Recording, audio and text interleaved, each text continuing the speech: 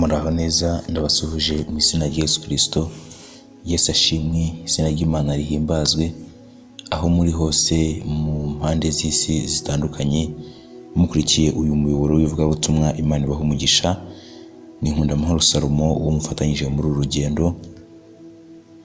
Turanyuzwe kandi dutewe ishema no kwitwa abana b'Imana. Niba nawe waramaje kwakira Yesu nk'umwami n'umukiza, ukamwizera ukavuka ubwa kabiri, unyurwe nabyo kandi umve biguhagije. Reka dusenge.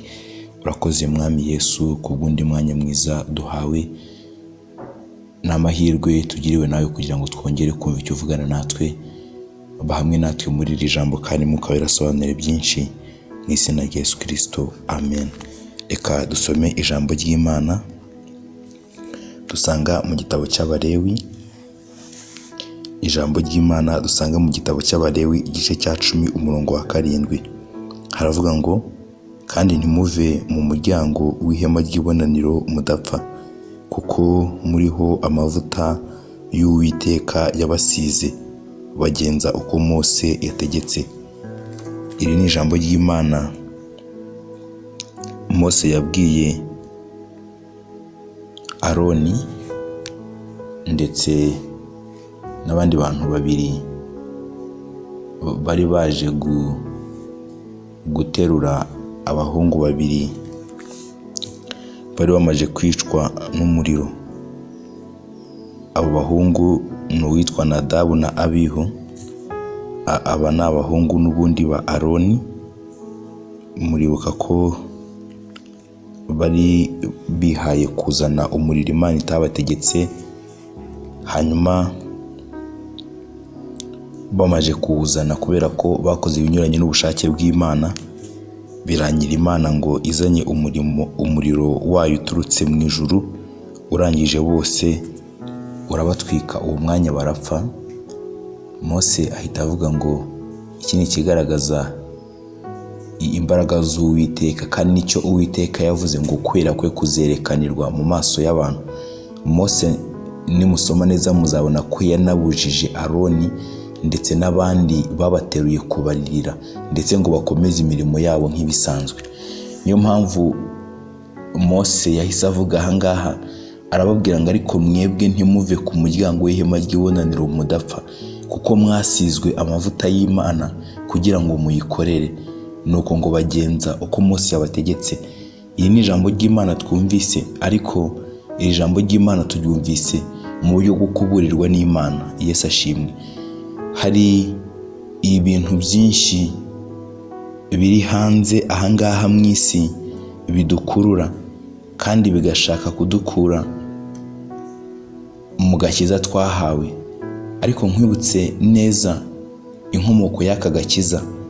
Benshi bajya bavuga ngo agakiza ni ubuntu, ariko ntabwo ari ubuntu. Nkwibutse ko hari ikiguzi Yesu yishyuye kugira ngo njye nawe tube twitwa abana b'Imana. Mbese Yesu niwe waduhuje n'Imana. Twari twaramaje gutandukanywa n'Imana, ndetse hagati yacu nayo hari harajemo urusika, ariko Yesu yarongeye aduhuza n'Imana. Mwibuke inzira byaciyemo yose ntari buze gusubiriramo ahangaha, ariko wibuke inzira byaciyemo kugira ngo njye nawe atubone. Yarakubiswe arashinyagurirwa kugira ngo abone njye nawe. Iyo niyo nkomoko y'agakiza. Niyo mpamvu utagomba kugafata nk'uko ubonye. Kandi kubera Satani azi aho uzaba nyuma y'ubu buzima, mbibutse ko yahoze ari umumarayika wacurangiraga kandi akaririmbira Imana, ndetse mu buryo bunayinezeza, ariko aza kugira ubwibone bwo gushaka kwikuza ngo ase n'Imana. Imana iravuga ngo ntago muri iri juru hazigera habamo ubwigomeke na rimwe, kandi igitekerezo cyo kwikuza ntikizigera gihabwa agaciro. Imana ngo itegeka marayika Mikayeli ngo kurwana intambara, nuko ngo iyo ntambara imanura uwo wari umumarayika Rusifero, nuko ngo irangije imanura n'abandi bamarayika 1/3 bari bigomekanye nawe. Yesu ashimwe. Ariko ndashaka kumvisha imbaraga z'ukuntu ugomba kuguma mu gakiza, ndetse ntubifate nk'ibintu bisanzwe cyangwa biciriritse, cyangwa wumve ko ari ibintu ubonye gusa bidafite aho byavuye.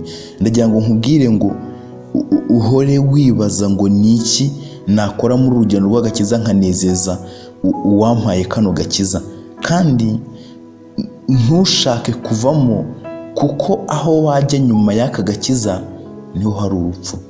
Ibyo byaha bigukurura, ibyo bikureshya, muri byo hihishemo urupfu.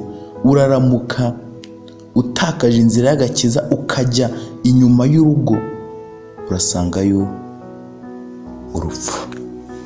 Ntabwo urupfu ari uko wapfuye ngo bagushyingure, ahubwo benshi batari bakira Kristo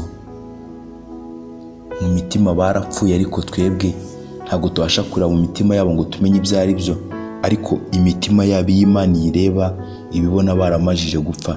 Ariko nkubwire ngo aho uri hari amahoro menshi, aho uri ni mu biganza by'Umwami Yesu, harimo uburinzi bukomeye, harimo ubugingo bwinshi. Ndagira ngo nkubwire ngo hagume, ndagira ngo nkubwire ngo ntuhave, guma muri uyu mudugudu w'ubuhungiro.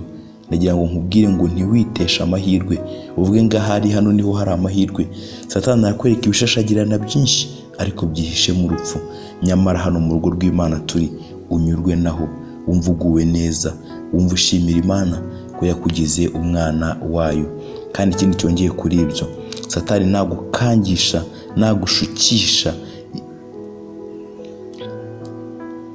muri Egiputa akakwereka ibyiza byaho, umubwire ngo uburetwa bwaho ndabuzi, umubwire ngo ibibi byaho ndabizi, umubwire ngo umwami ndi kumwe nawe none ntakoze isoni. Kandi ikindi gitangaje, igihembo mfitiye nyuma y'ubu buzima ni cyiza.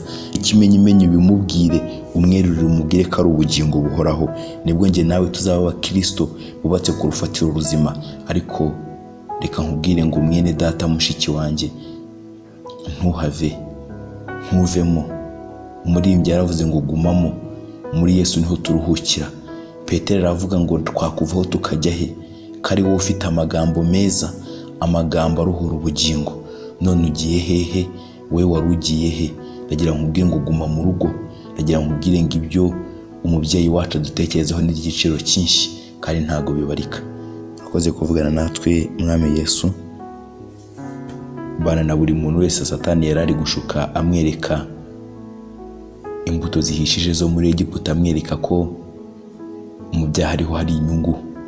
Bana n'uwo muntu, kandi ndamusengeye mu izina rya Yesu, kigweho uburinzi bw'ijuru, kandi izo mbaraga zose mbi ndazicyashya Satani ari gushyira ku bantu bawe.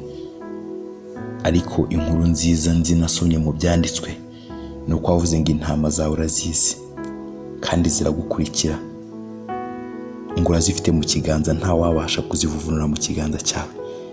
Rengera abantu bawe, nanjye undengere, twese uturindire hamwe mu izina rya Yesu. Amen.